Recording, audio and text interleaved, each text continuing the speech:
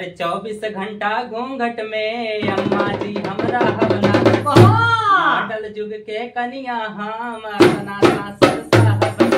24 घंटा घूंघट में अम्मा जी हमरा हवला मॉडल जुग के कनिया हम अपना सासुर साहब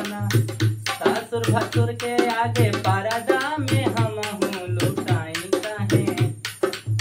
सासुर भसुर के आगे पर्दा में हम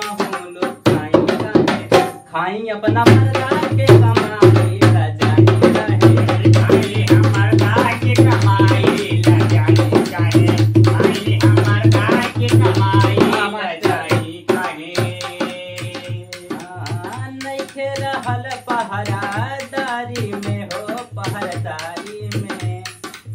मनयन साला हमर साड़ी में हो हमर साड़ी में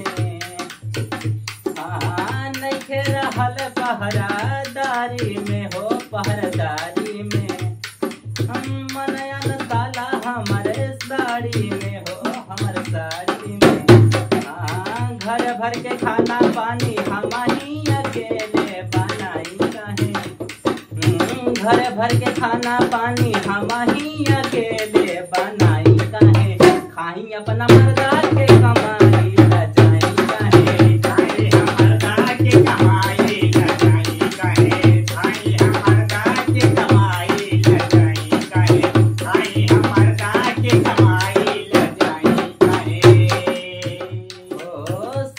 के हमरा नहीं दिक्कत बा हो नहीं दिक्कत बा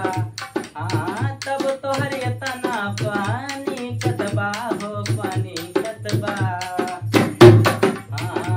सैया के हमरा नहीं दिक्कत बा हो नहीं दिक्कत बा तब तोहर इतना पानी कतबा हो पानी कतबा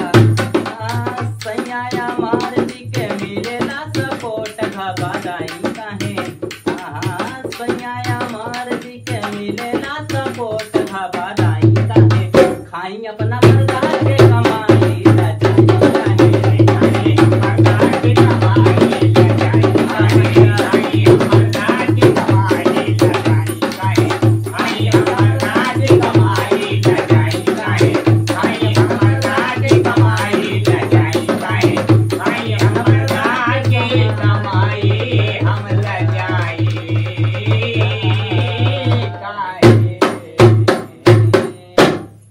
दोस्तों वीडियो अच्छी लगी हो तो वीडियो को लाइक करिए, शेयर करिए अपने दोस्तों के साथ और हमारे चैनल पे नए हो आप तो चैनल को सब्सक्राइब करिए